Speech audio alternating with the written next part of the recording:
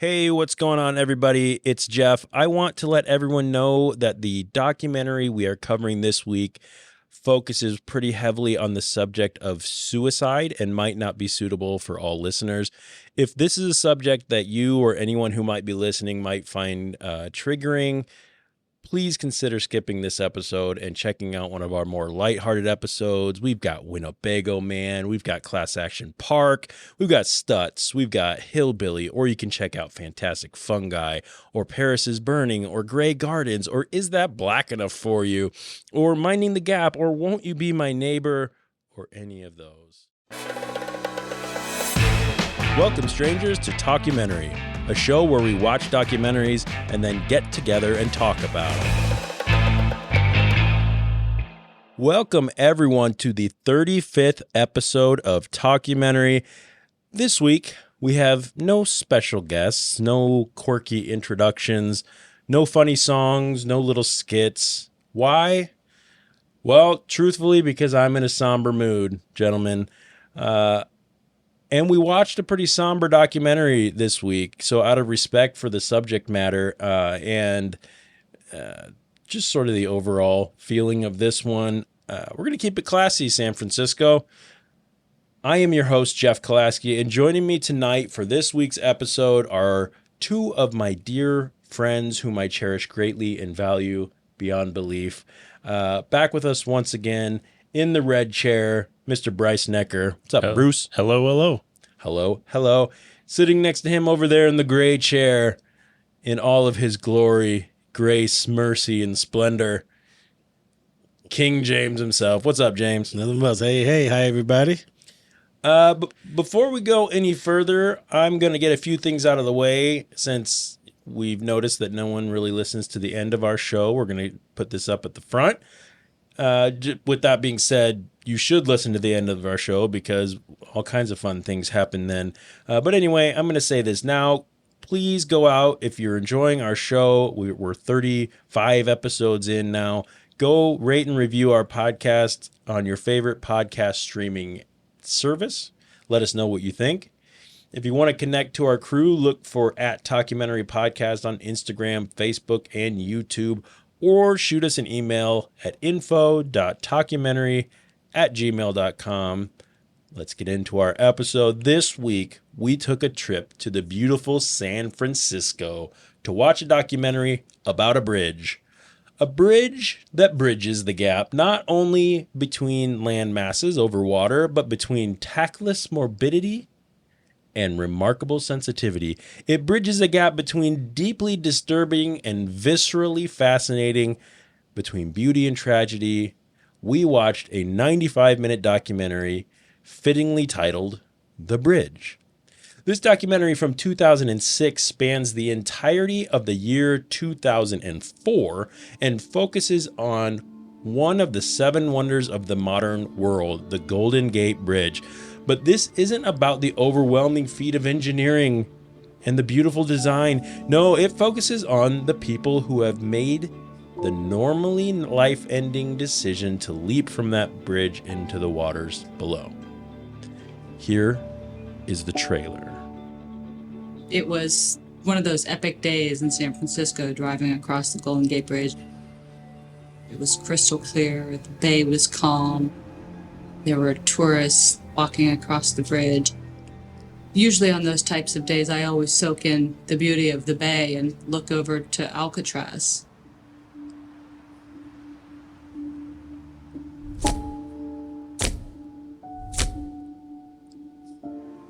It was sort of a weird day. The wind was lightish. We just came around the corner after snapping the shot with San Francisco in the backdrop, and he was right there.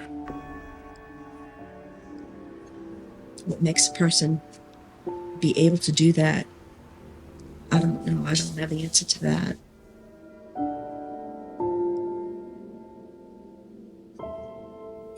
When I talked to the highway patrolman, I asked him, is this a rare occurrence or does this happen often? And he looked at me and kind of smiled and just said, it happens all the time.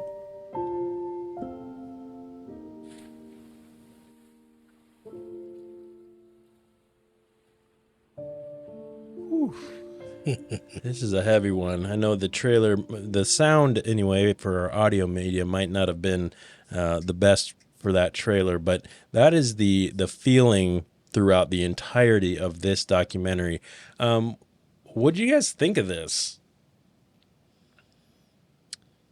Brice? I I didn't know what it was about until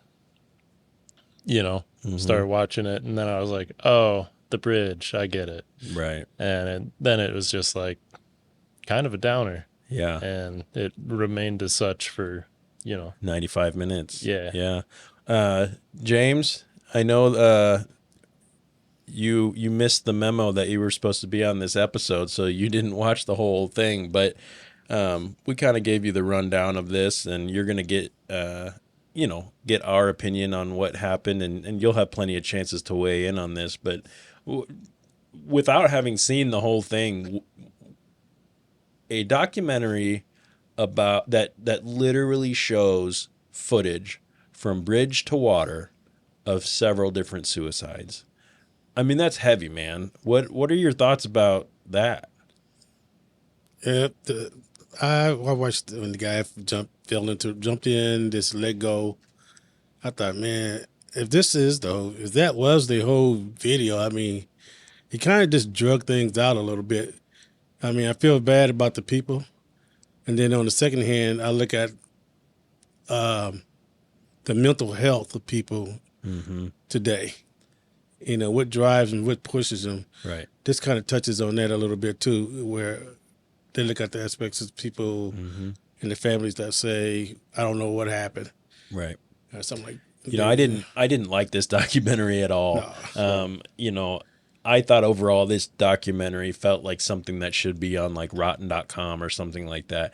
To me, just showing the gruesome things for the sake of kind of sick pleasure. I don't want to say that was necessarily the filmmaker's intention behind this. I would hope that wasn't it. But I didn't find a whole lot of redeeming qualities about this. I just didn't see the point in it. To me, to take a whole year of filming and just watching, they what I read was that they caught 23 of the 24 suicides that happened from the bridge in 2004. Wow. So you got fit, and so we didn't see all of them. I'm assuming that's because they probably had to have permission to show those, and the only ones we saw, I am assuming, are the ones from the people that we heard from, right? I'm sorry, but something about this film just felt disrespectful to me, and I think we can get into that a little bit, but yeah, this one wasn't for me at all, and I'm gonna go on the record here and say I don't think anybody should be watching this, especially if you're struggling with thoughts of suicide or know someone that is, right. And I don't think that this does a whole lot to help that. Yeah. From watching the little bit that I did, I totally agree with you. Okay. Well, thanks, man. I appreciate your cosign on that. Yeah, no It problem. always means something to me. This was directed and written by and produced by Eric Steele, cinematography by Peter McCandles.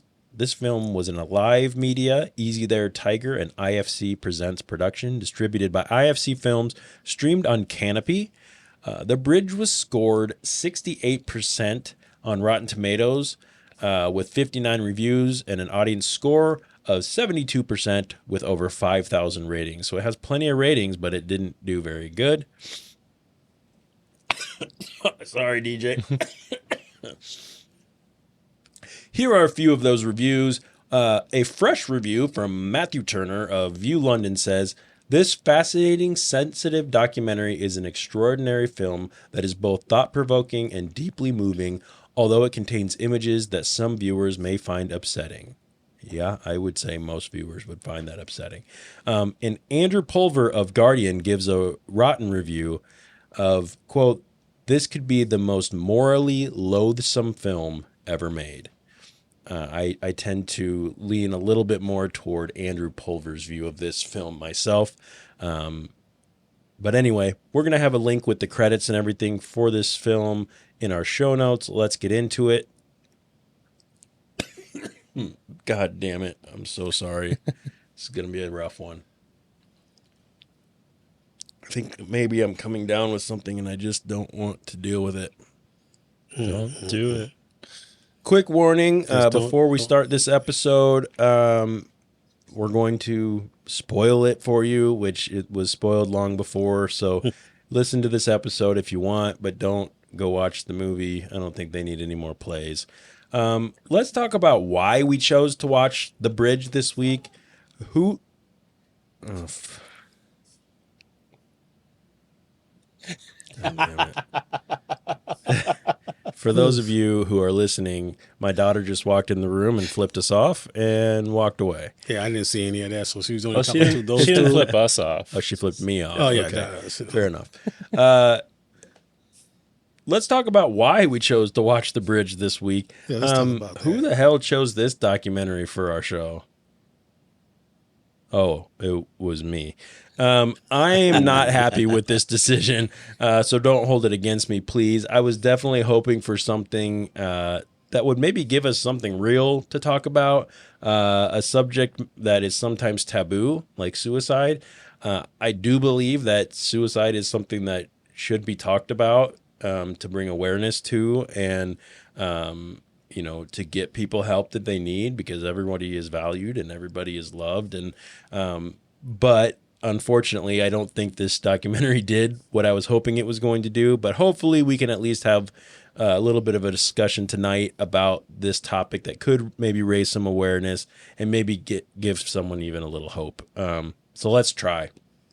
Had either of you guys heard of this or seen this before we did it for our show? I don't think I've heard of this documentary, Yeah. but I've heard of one of the guys that was interviewed in it. Okay, who was that? The Kevin. Oh, the survivor. Yeah. Okay, yep. I've listened to interviews from him before. Yeah, it's a wild story. We'll get into yeah. that a little bit, but that's a pretty wild story. James, this was a new one for you? Totally new. Still new. You still haven't Still seen it. new, yeah. You're the lucky one in the room who hasn't seen this one. I just wondering, when they did this for a whole year, was it like did they just set a tripod up with a camera Oh, no. and just watch the people? Because they could not have been watching each one of these people while they were sitting there filming them, killing themselves. Yeah. Why They not were- have somebody up on the bridge and try to pull them back? Well, to advocate, there was plenty of that in the movie too. There was a lot of failed attempts where either a civilian or so they have bridge patrol that's job is to go back and forth and kind of do that. And we did see several failed attempts at suicide and people that pulled them back. But there are so many tourists and people that cross that bridge every day and people that just stand on the edge or stand along the barricades looking at the bay. It's beautiful. I mean, it's absolutely beautiful there. Have either of you guys been to the Golden Gate Bridge? Not yet. I got to drive across it once, and it is absolutely breathtaking. I mean, it really is. So I don't by any means discredit the people that are going across the bridge and taking pictures and standing there and staring out into the water and all that. I didn't walk across it. I drove across it, and it's still breathtaking. What if you can fish it? I don't think you can fish it. It's like Ain't 200 something feet from the Got water. enough line need to a pull that bad really baby long back line. up. I got a dolphin. Yeah. I'm just kidding. For me, I hadn't seen this, but I didn't expect this to play out like a snuff film. To me, that's what this felt like. I didn't expect there to be so much. I say this kind of hesitantly, but I noticed a theme of. I almost want to say support for suicide in this. In a lot of the interviews that they did with the families, there was a lot of, and I'll get into it, but there was a lot of almost like, yeah, he had to do what he had to do. Yeah. And I'm like, oh gosh, that just rubbed me the wrong way. Like, anyway, I'll get into that a little bit. But this film features a number of suicides and features interviews with family and friends of some of the identified people who had thrown themselves from the bridge in 2004. They also featured an interview from one man who had jumped previously and survived. That was Kevin. Yeah. During this year of filming, 24 people jumped to their deaths from the Golden Gate Bridge. This film caught footage of 23 of those jumpers. 3 of the bodies were never recovered from the bay.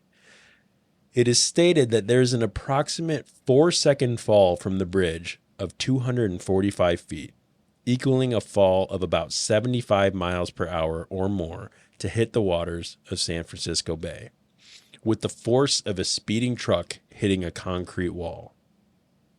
Jumping from the bridge holds a 98% fatality rate. Some die instantly, others drown or die of hypothermia in the cold waters. At the time of this film, more people have chosen to end their lives at the Golden Gate Bridge than anywhere else in the world. Since filming, I don't know if this is a good thing or a bad thing, but it has moved to number 2 next to the Nanjing Yangtze River Bridge in China. So pretty sad statistics there. Let's get into this one. This might be a little bit of a shorter episode. Let's see what we get into with this. Brice, stand out. What stood out to you about this film, man? Well, what stood out to me was that you actually see the people go over the railing and jump. And I couldn't believe it. The first one they showed. Yeah. I was like, was that real? They do enough with the camera work where you don't see the impact. And I think that was kind of the point of that, to censor it a little bit, but but you see it right after. Yeah. And you see like the people that will sit there and look around first, look for somebody or something. Pace back and forth, kind of sit there. Yeah, and it was awful. Then you'll see like the first guy who just goes. Just goes. Yep. He didn't hesitate. He hopped and he went.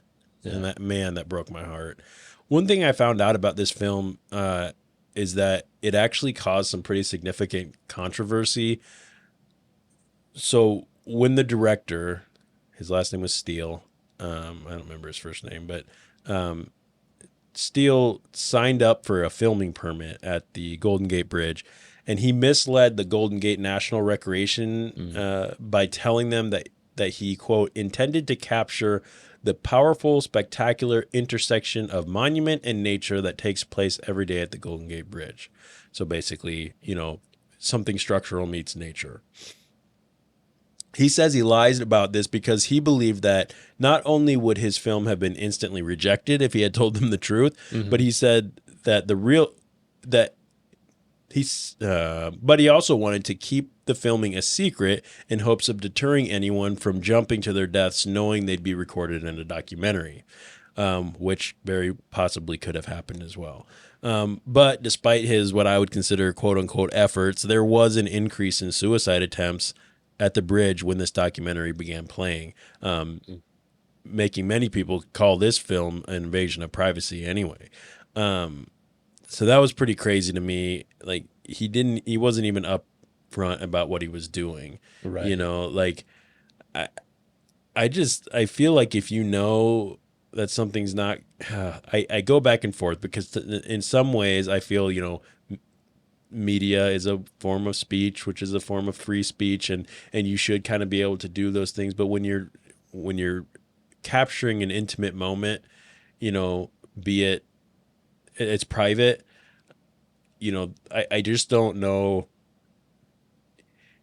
I was talking to Nikki before this when we were sort of talking about this and going, I don't know that I would ever want somebody to put, if a loved one of mine committed suicide and it happened to be caught on tape, I don't know that I would want anyone to put it out into the open, so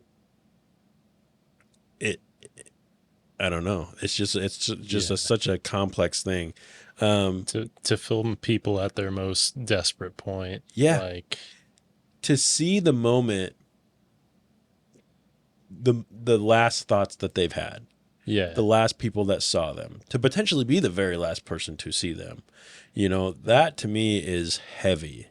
It's heavy, man. And I just, this one was a tough one for me. The Golden Gate Bridge, though, like I said, is absolutely beautiful.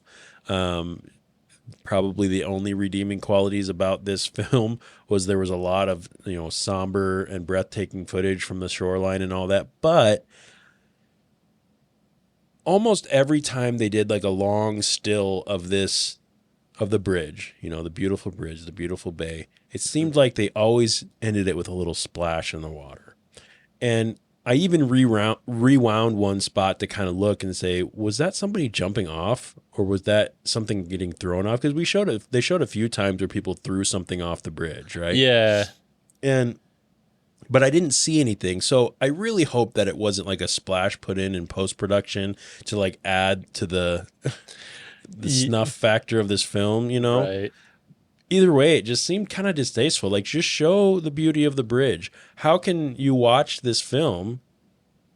I mean, okay, Brice, James, Yeah. over there sleeping, even No, though you I'm not told me sleeping. you weren't looking going to. right through you, through the eyelids. Yeah. Americans. If we took a trip to San Francisco tomorrow, what are you going to think about when you go to that bridge? Probably this, right? Or at least this will cross your mind. It would cross my mind quite a bit. it would I think it would me too. I would look down over it. And I mean, just climbing on top of the building where we work at, looking down, I'm like, whoa, you know, Yeah. just think 200 and something feet up Yeah. into moving water. You know, I'm already like motion sickness. I probably would be waving already. So I probably You already don't stand. like to swim. Yeah, I don't like swimming at all. You know, people don't swim. I mean, you know, certain people don't swim. But anyway, Who doesn't swim? I mentioned no name, but those people. What do you mean, those people? We're not gonna go there. We go little light. Let's make a little joke right quick because this documentary was a sad one, Heavy. Yep. real sad. But yeah, I mean, that's it seemed in the documentary that they did have clips of like roses and stuff on the railing. Yeah. So I wonder if you go there and you see these things, like right. any chance of it not crossing your mind is Pretty low. pretty low anyways. Yeah, I suppose that's true. I know when I drove across it, I didn't realize how much of for lack of a better term, a suicide attraction this place was. Yeah. I didn't know that, you know. So I'm, you know, bright-eyed going, ooh, this is cool. You know, look at how cool this is. Not knowing that, you know, in a year, an average of 20 to 30 people take their own lives off the side of this thing. Like, oh my gosh, it's just, it turns my stomach.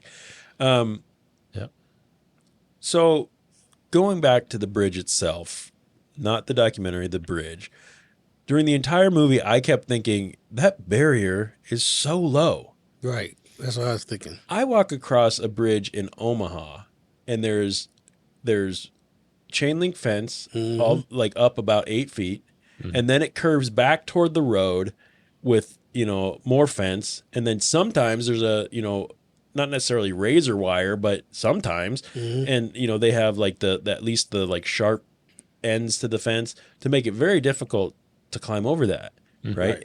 In a highway overpass. So why is it so easy for people to do this? Like, why make it so easy?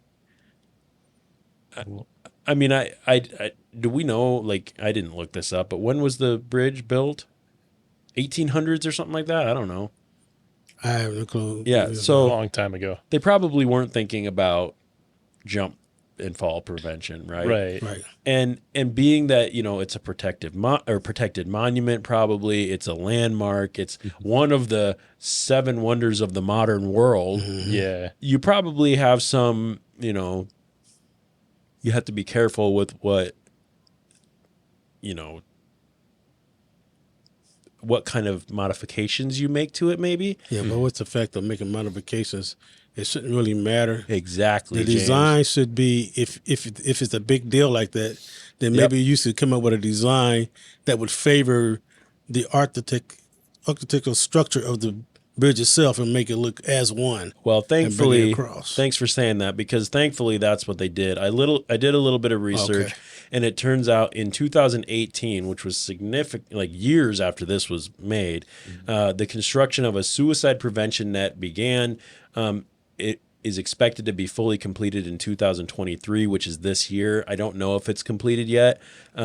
According to Golden Gate Bridge Highway and Transportation District, the net will be placed 20 feet below the sidewalk, extending 20 feet out from the bridge. The design was chosen through a public process which solicited input from the community and was selected to still provide a scenic and picturesque view of the bay and the bridge without impeding the view for tourists and designed to blend in with the color and the design of the existing bridge. Okay. So as to blend in and not impede. Okay. That's cool. all well and good. That's great. But to me, I don't give a fuck what the structure looks like. My hope is that not too many died between the time when they started thinking about putting this up and the time they settled on what is this thing going to look like, right? I would have preferred put a fishing net across the whole damn thing until you figure out what the final one's going to look like. But how many people did we lose while you're tied up in litigation trying to figure out what modifications can we make to this historic bridge? Fuck the historic bridge. We're talking about people's lives, right? And to me, that is so much more important. This was something that needed to be done for a long time. You know, the fact that a whole year in 2004 went by where people are just watching 24 people jump off the side of this bridge and no one did anything. Not to say that there wasn't things in place to try to prevent that. Not to say if we walked across there probably wouldn't be signs saying call, 988 for suicide prevention timeout. I'm going to check to make sure that's right. I have it down here. Timeout. 988. Yep, that is correct.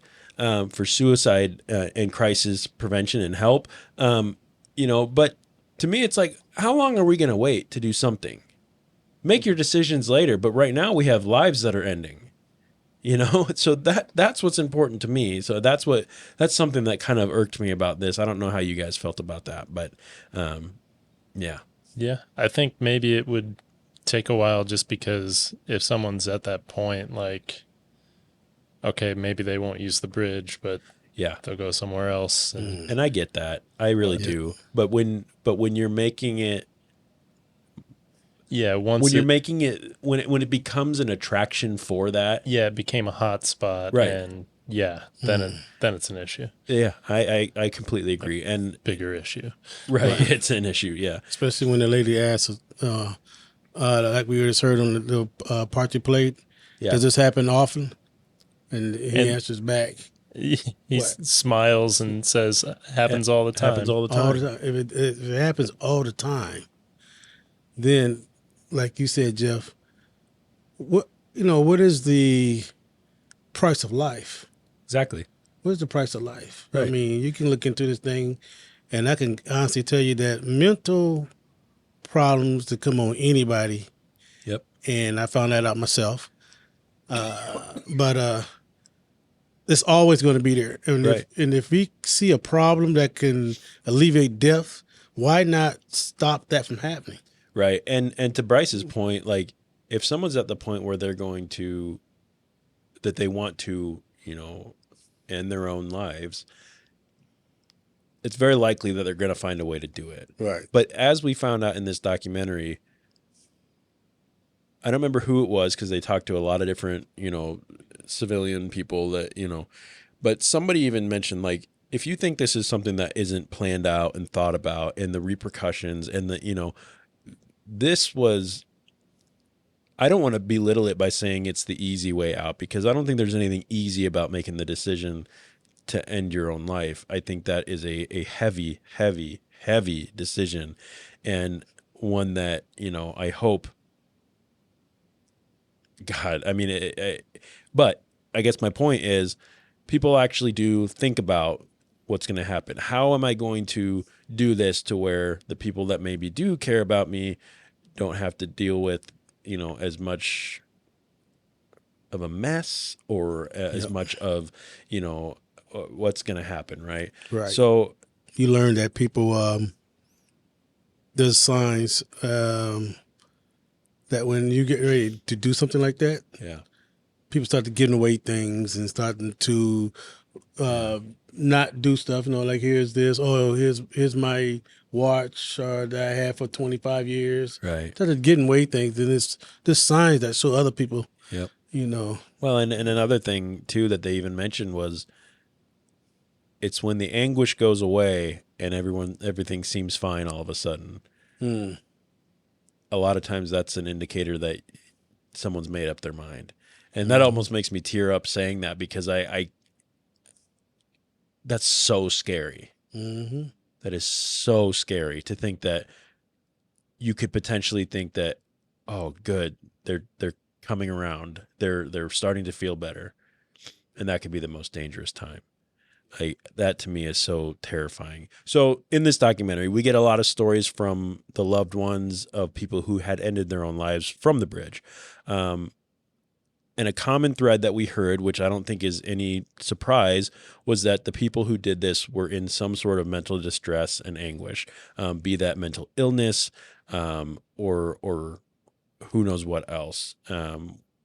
Again, I think it's pretty common of suicide victims that they're dealing with something mentally. I don't want to say how could you not be dealing with something like that when you do this, but a feeling of desperation in some way to do this, right? We heard from the families of people who suffered from severe depression, schizophrenia, bipolar. Oh. Yikes. The sniffles, other ailments of the mind, mostly the people that we heard from anyway, were the loved ones of people who either had or talked about attempting suicide at one point in their lives. People that just kept coming back to the same struggles, the same, I guess, issues mentally that made them want to even threaten or talk about this. Often despite the love and concern that they are showed by the people in their lives on a daily basis. Let's listen to one testimony from the family of one of the victims real quick.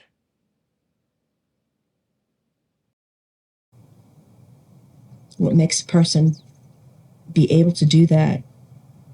I don't know. I don't have the answer to that. You know, it's like any pain. When it becomes unbearable, you'll do anything. It's like physical cancer. I mean, if you have cancer of the mind, nobody knows what you're going through.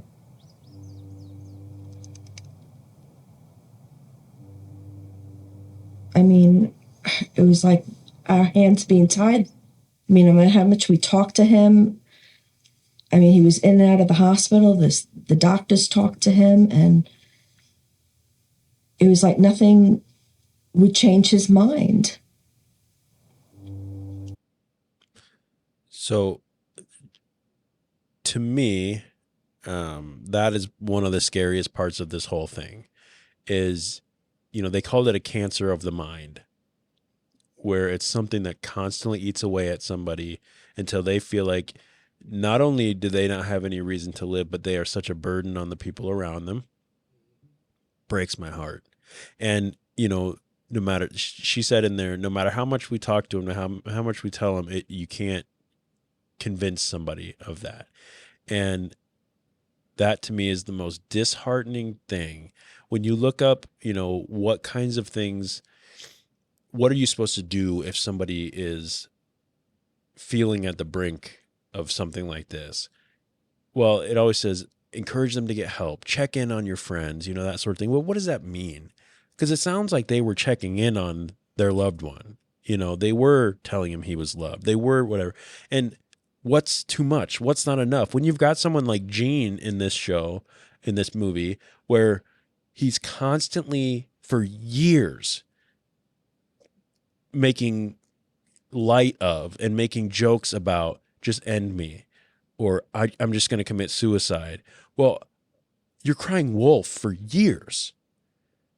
When you actually do it, are people going to be surprised? Probably, because you've been talking about it for so long. It's just what do you say to somebody? How do you convince somebody? You can't. You can be there for them as much as you want, and you can encourage them, but God, it breaks my heart to think that people don't feel that they are valued enough to be in that spot. I don't know.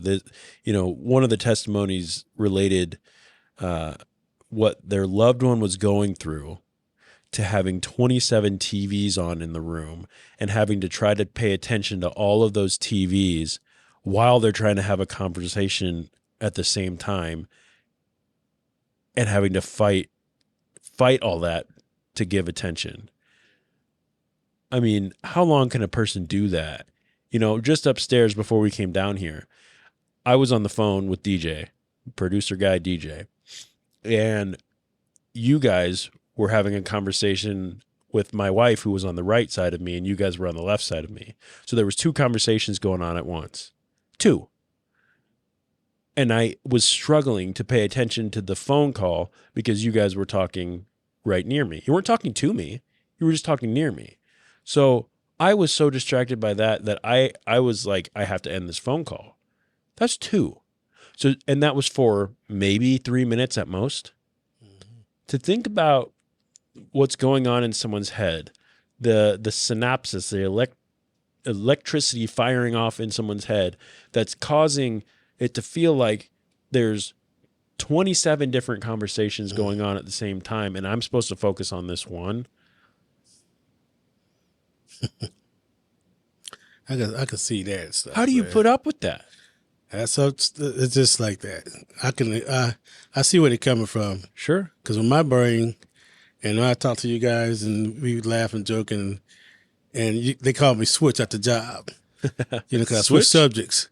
That's because in my mind, I'm thinking of a whole bunch of things, and I'm trying to get them all at one time. It's like I'm open, like an open book, and I got people here I talk to. I just want them to hear me. So I think of this, I tell them. I think of this, I tell them. I think of this, I tell them. So they call me switch. Yeah. But I can see where the input on people's mind can be sensational to a point to where you got, I don't know how can you put it, they want to shut the TVs off? Yeah, they need to turn that off. But there's no one to help them turn that off. How do you help someone? How do you help someone turn that off? I mean, this is coming from 3 guys who are not mental health professionals, you know, but how do you help someone? I don't know. I don't know the answer to that. I don't know how to begin. I just know if you could find something that they really like, or get a subject that they really like, then I think that would help. And just to be there. If you know that person, it's like the guy that kept on saying that, I'll just kill myself. That wouldn't fly with me. He couldn't have got away with that with me. Right. Because I recognize that stuff. Yeah. If you say it more than one, I mean, even anybody in my family, like, the first thing they would do is turn around to you and say, man, why are you talking like that? Shut that up. They'll check it right then and there after you do it so many times, because we were taught when we were little, you speak things into existence. Right. So. Yeah. And I mean, I think you're in a lot of ways fortunate to have had that sort of upbringing, because there was a time in my life where I could see, I don't remember for sure if we made those jokes to each other or not, but we very well could have, like friends, like if DJ and I were like, oh, just kill me, or, oh, just, well, guess I'm going to go kill myself, like, my God. But looking back on that as an adult, I go, whew, like that's much heavier than I ever played it up to be. Now, anyway, to kind of keep going on this documentary, an interesting component to this documentary, and I sort of mentioned it earlier, there seemed to be a lot of what I would consider acceptance of suicide. Did you notice that at all when you were... Yeah, I think that there was, especially with the family that had the daughter and sister with schizophrenia. Right. And I think that was the one that got the multiple TVs metaphor, I think so too. With it. Yep. And it's, I feel like with that, it's not so much premeditated or planned out. I think that was kind of an impulsive thing. Yeah. And I think we got to see a variety of reasons that people do commit suicide, where it's premeditated, where they just kind of obsess over it and then they plan it out and then they are fixated on doing it. Right. And then we see people who just had a relationship not work out and they feel at the end of a rope. Yeah. Yeah. And, you know, to speak of what I meant by, you know, acceptance, I don't know if it's necessarily acceptance of somebody doing it. It's more acceptance of what happened. Saying things, we heard a lot of, quote, you have to do what you have to do, or promise me you won't go without at least saying goodbye. To me, that's like, okay, you're accepting the fact that they're probably going to do this, right? Saying, you know, the people that we heard a few minutes ago on the recording, if he's that determined, I have to let him go. Well, that seems crazy to me, and I suppose that it's a way to cope. It's a way to cope with what happened, right? There's nothing I can do about what happened in the past, and in the past, for these families, my loved one ended their life.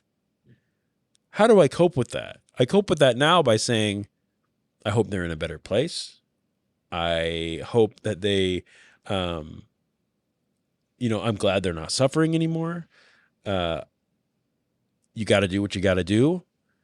But that's not, to me, that just seemed crazy because more recently than I would like to admit, I've had I'm going to try to get through this one. I've had very close people to me tell me that they are considering this. And I can't cope with that. I don't feel like I can. I can't imagine just saying, well, let me know before you do it. At least say goodbye. No, fuck that. I'll chain you to the goddamn pole in the basement so that you can't hurt yourself. That's what I feel like saying, you know? And to think that somebody, and maybe they're saying it to the camera, maybe it's something after the fact to cope with, but to think that like they were saying at that time beforehand, I might feel a little bit of relief if you do this, both for your sake and mine. I don't, that doesn't compute in my head. I don't understand that. Now, I'm glad I don't understand that because you gotta, in my opinion, you gotta be in some real pain to be in that spot. And that's not someplace I want to be, or I want anyone that I care about to be, you know, and I don't know what else to say about that besides just like, it hit me when I was watching that in a really bad way that like, that somebody could feel accepting of that. I can say that I'm sitting thinking about it, and I'm just thinking that maybe some of these suicide attempts could be their answer. You know, it's like you saying, you know, these people could have terminal cancer, and they want to end it, but they won't let them end it because they want to keep them alive. So they fight to keep them alive, but they You're say talking no. about like mercy killing. Like mercy killing, yeah. Okay. So they decide to take it on their own self. I just do it myself, so I can't get nobody to do it. You know, is it Dr. Kevorkian? Is that the guy? Right. Yeah. Yeah. You Dr. know, Death so- or whatever. Yeah. Yeah. So if we're talking in that realm, then my understanding, my acceptance of, no, that doesn't Right. come.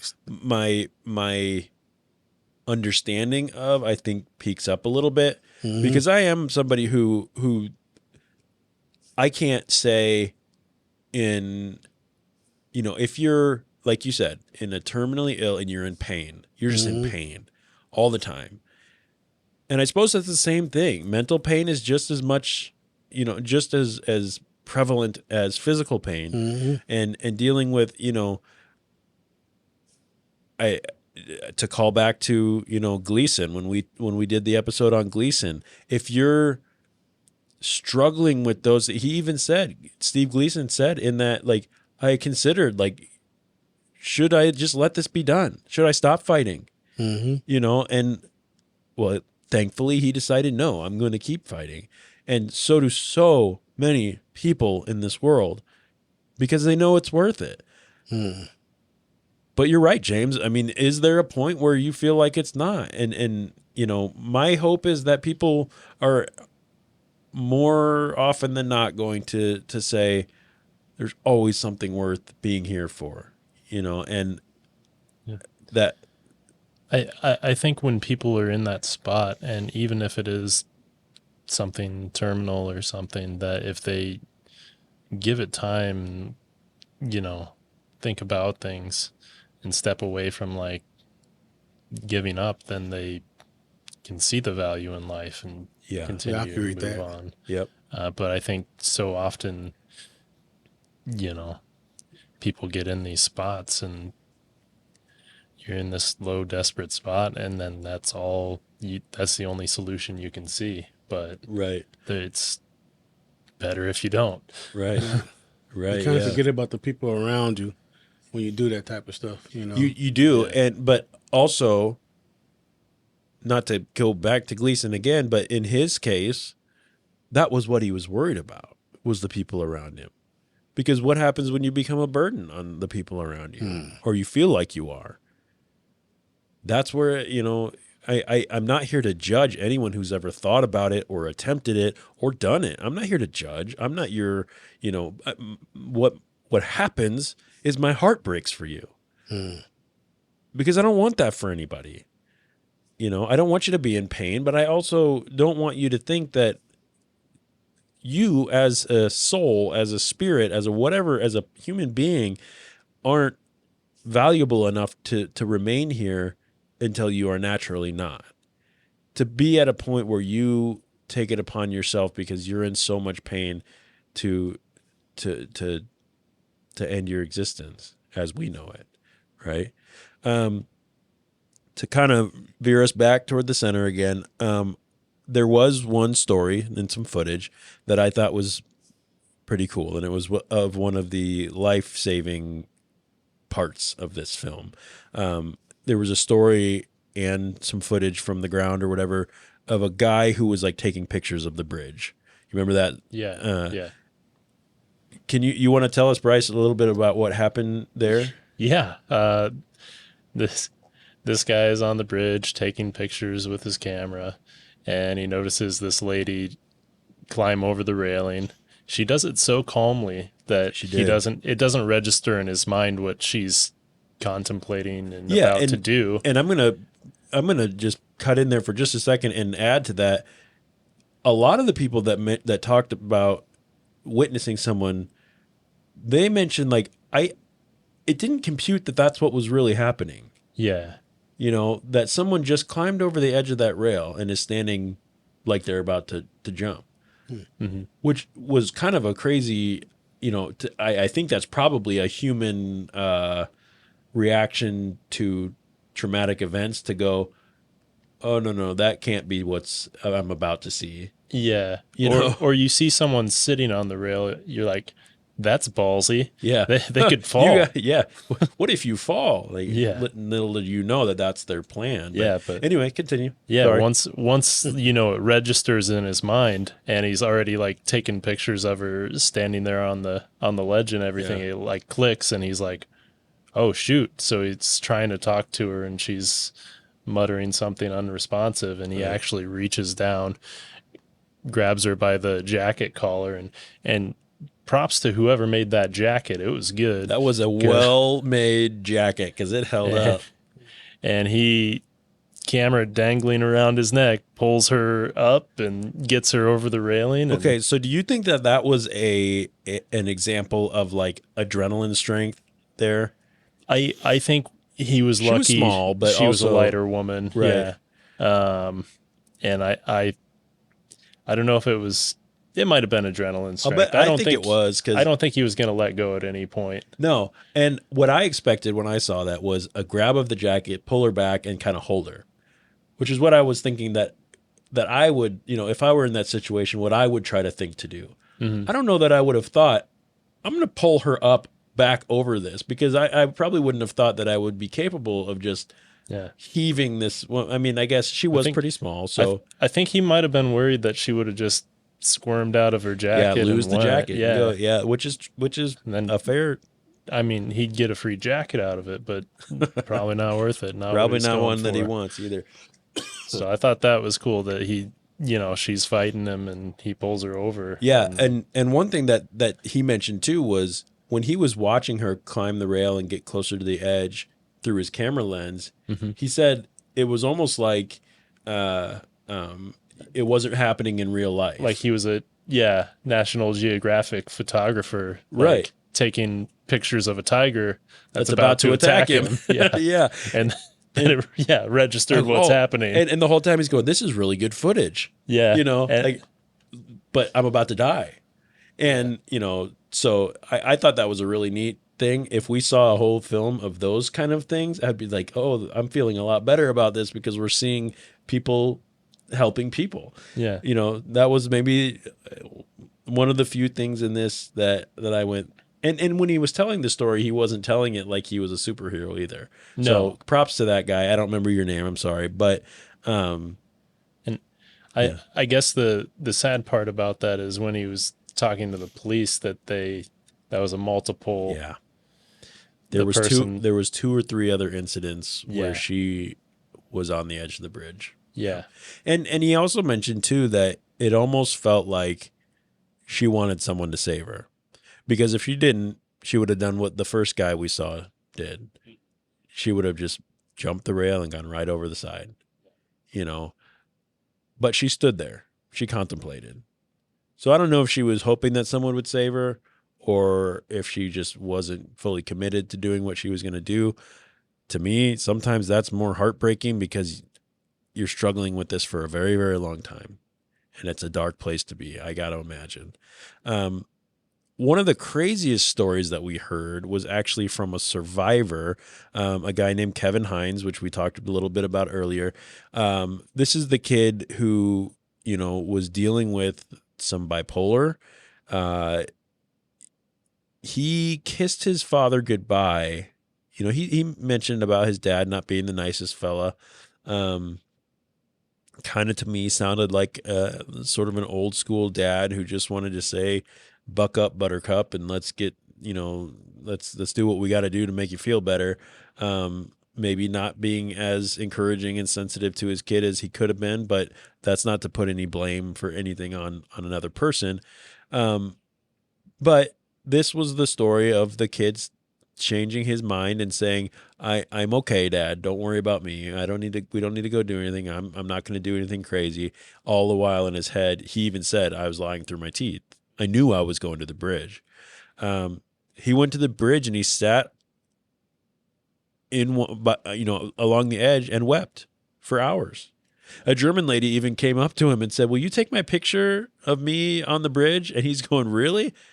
I'm sitting here about to end my own life and I'm a ball of tears and you want me to, okay, have a good day, lady. And he took her picture, you know. I think she's just trying to do like a mental thing with him, you know, try to make him, you know, like sometimes you walk up to people that feel kind of sad. And you kind of just do something to throw them off that sadness. Oh, hey, can you take a picture of me? And hopefully that could change them, just enough to change your mind from doing something. Maybe, but after she got her picture taken, she walked away. Yeah, I think she was just a tourist and didn't they understand the emotion of people. Yeah. Interesting. Yeah, I don't know. But he eventually got up the courage, I guess you want to call it, and he jumped. But he said that immediately when his hands left the rail, he regretted his decision. He said, I don't want to die. All of a sudden, basically, the only thing in my life that can't get better is the fact that I'm falling from this bridge right now. Yeah. You know, and like all of a sudden I feel like I want to be alive. Well, the heartbreaking part about that is how many people that didn't survive their fall like he did had that same thought. I'll bet you a lot of them did. Yeah. Once you've made that, fraction of an inch decision to go off the edge, there's no going back. He was lucky enough that he was able to, so he said he was falling head first.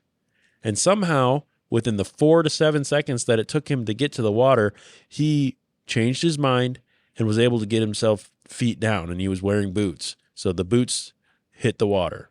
Now, that didn't save his vertebrae. It shattered him and put him throughout his body, which he was lucky enough it didn't get into his heart. But he lands in the water, and let's listen to what he had to say here.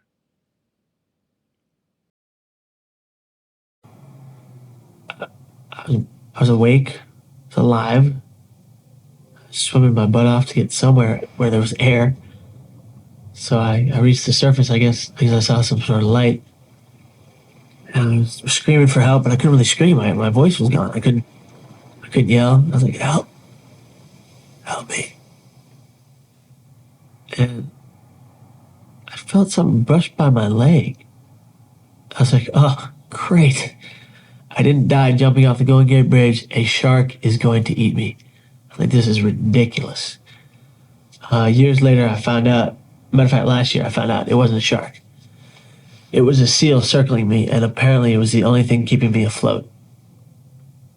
And you cannot tell me that wasn't God, because that's what I believe. And that's what I'll believe till the day I die. So if you weren't able to hear that, basically what he says is after he fell in the water, he felt something brush his leg, and he was afraid that it was a shark. And he thought, great.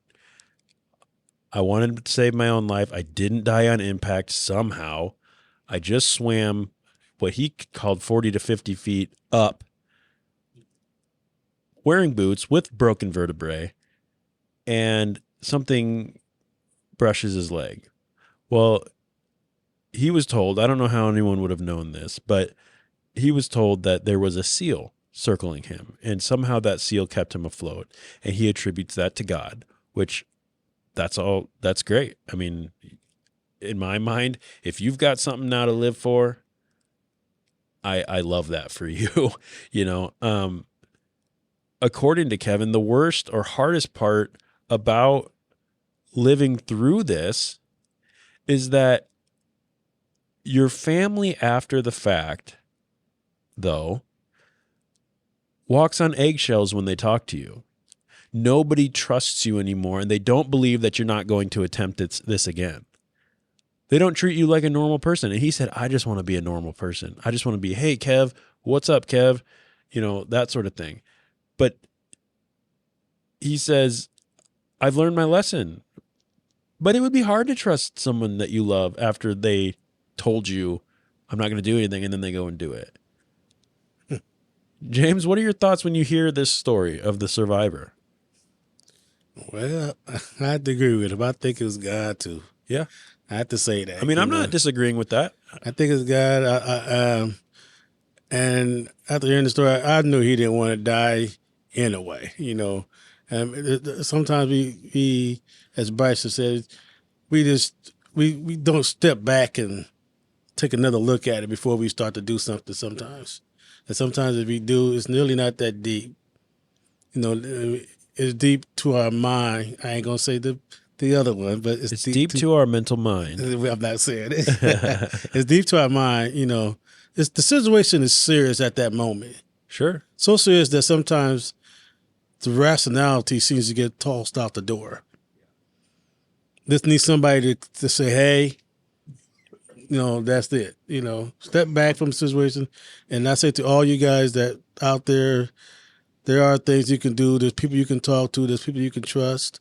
Anything like that, you know, try to think of other avenues before you even think about committing suicide, because it may be good for you, end it all for you, but the people behind you is a starting of sorrow for them, and it might not last them forever. It will. So think about that before you think about other people besides just yourself. Yep. You know. Yeah.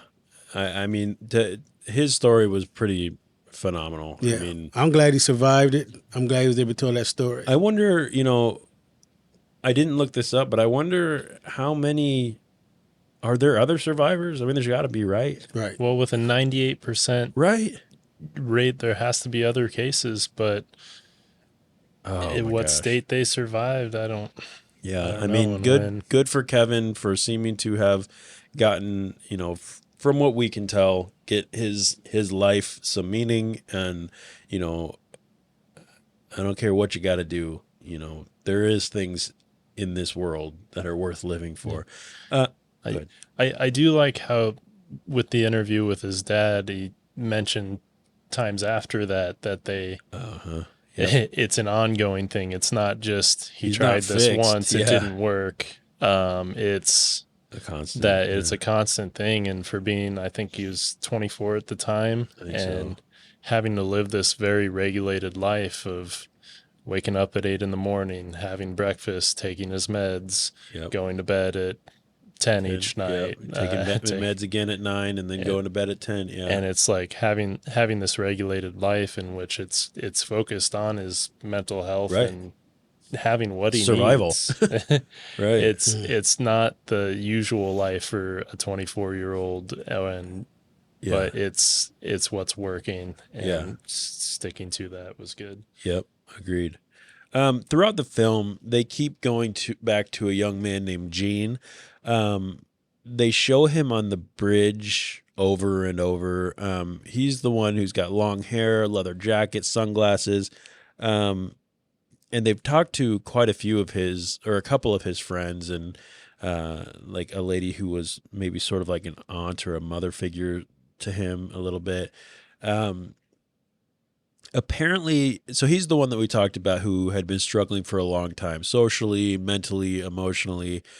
He was kind of a gamer that sort of looks like he spent a lot of his time on the internet painting his room black, and his curtains were black, and his carpets were black, and everything, and reading comic books, which, I the black and the comic books and all that's not all bad, but when it's teamed up with some mental instability, it doesn't do anything to lighten your mood, I don't think. Anyway, he was the one that talked a lot about committing suicide, being ended, or end me, and that sort of thing, and how he was going to commit suicide. So they became the boy crying wolf. His upbringing was that of a mother who considered not having her baby, and had her baby, and the baby, him, Gene, was kind of her reason for living. So they grew up in a sort of tumultuous, relationship. And she got cancer, and he told her that he was going to commit suicide. She said, "You're not doing that while I'm still here. You can't do that to me. You don't have a right to do that to me." So he waited, and then his mother died. And unfortunately, he felt like he had nothing left to live for. One of the last scenes of this film was Gene, I don't want to say finally, but they showed him all throughout the movie, from the very beginning to the end, just pacing back and forth and leaning against the thing. He finally stood up on the edge of the bridge, on the banister, and just let himself fall backwards, all the way down to the water.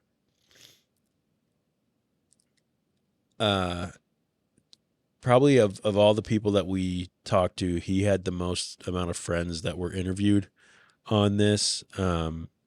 Here's what one of his friends said when he found out that Gene had jumped from the bridge.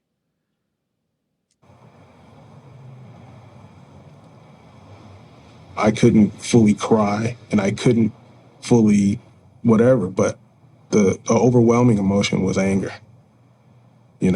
I was extremely pissed. I wanted to drive out to the Bay Area and go to the coroner and,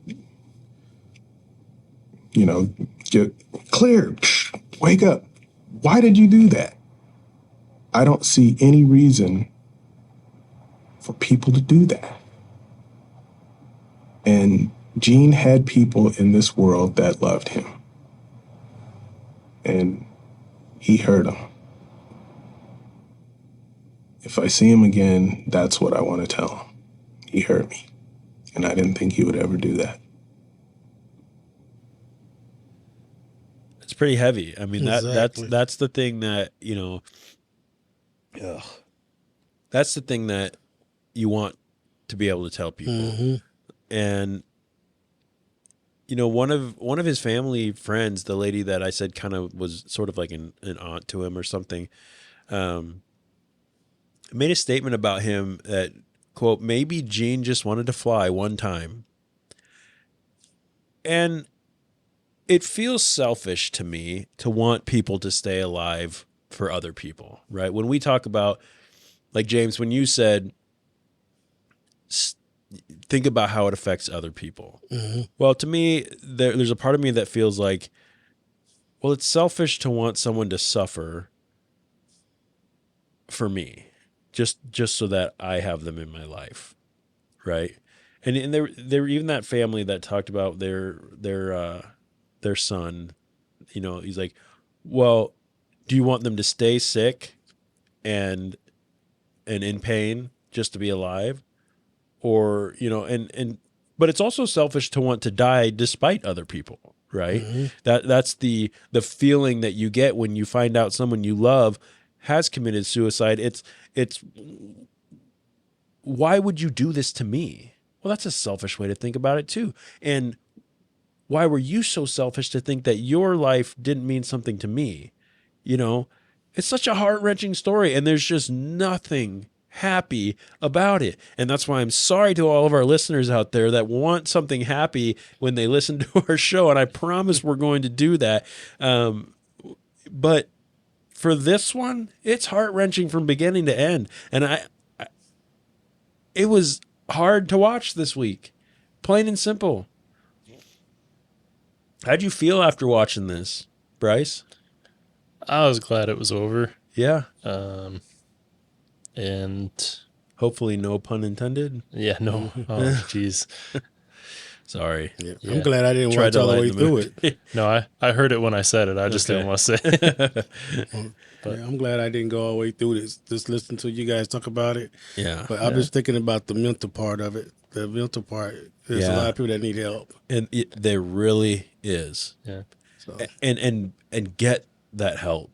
You know, and I'll go into a little bit of what some of that help is here, but go ahead. I think one of the things that happened that I liked about it was one of the last interviews they did was with a lady who said if she could go back, she would do everything differently. Like she would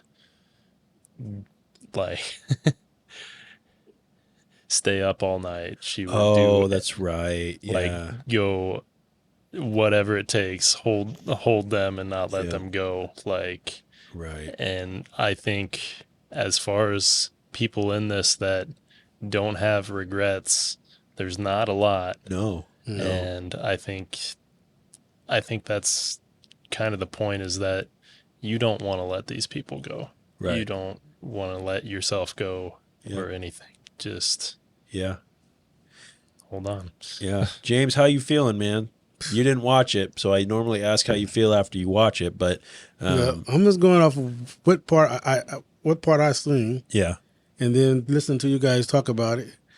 And it wasn't a great documentary. I didn't think it was. If they would have like dug more into like just the mental thing, I'm on that little kick right now. For sure. No, I'm with just you, on man. that mental thing. Just and at the end of the documentary, you say, hey, if you feel this way, here are some things you can do. So that, or here are some signs that point towards that. Get them some help. You're speaking my language, because that's my notes say, how did I feel after watching? Where was the call to prevention? Where was the suicide hotline number? You know, where were the helplines? Where was the victim advocate websites? There was nothing. It was, hope you enjoyed that. Good luck to you. That's what I hated about this documentary. It wasn't necessary. If this had been wrapped, if we had put a psychologist on the show, put some mental health professionals on here to give their opinion about what people. We talked to the families and friends of those people. You had a year of footage, right? And we got a whole bunch of pretty scenes of the Golden Gate Bridge. What I wanted to see was, if someone's watching this that may have known somebody or that may be considering this or something, Tell them that there is actually something going on in your brain that is not right. Right. And we can help you with that through therapy, through medication, through, prevention, through, programs that can help you get into a headspace where this isn't something you're thinking about. Right. We can. We've done it. Mm-hmm. So like you do know somebody that is about to do that. A lot of people actually know the signs of somebody who's about to do something. Right. Say something, do something, save them. Right. And in the spirit of loving every single person in this room and every person who's listening to this show, please stick around to the end of the show because I'm going to talk about, I'm going to provide some information to you for the suicide and crisis prevention and help. But know that you are loved, you are beautiful, you are needed, despite what you may feel right now or in the future. Please know that we want you here. The documentary crew wants you on this planet. And don't allow the sadness to overtake your mind to a point where you can't comprehend reality. Yep. And reach out to us. We're not professionals, but if you're in the Omaha area and you feel like you want someone to talk to, you reach out to us. You know how to get a hold of us. There was decent footage, but this was an awful documentary. I don't recommend it. I don't want to watch it again. I read that in New Zealand it had to be taken off of Netflix because New Zealand has one of the highest rates of suicide in teens, from what I understand, which is interesting because it's beautiful there. So I can't imagine not wanting to stay alive to see all that. But people deal with things in their own ways. But it got taken off. I kind of wish this was gone. I wish this wasn't something people could see. Sorry, Mr. Steele. I agree with the critics that say this was kind of loathsome. This is something I feel like I would have seen on Rotten.com when I was a shitty little teenager thinking that I wanted to see gore. I don't want to fucking see that shit. Right. Anyway. At least put a point of what you're trying to do. Yeah. It was distasteful. In my opinion, this was a distasteful documentary. Brice, you kind of mentioned this before. Was there a point? What do you think he was trying to convey? What message? I don't know if it was so much a message that he was trying to convey, because really all it was tripod shots from the bridge, and then when something was happening, zoom in on that person and wait.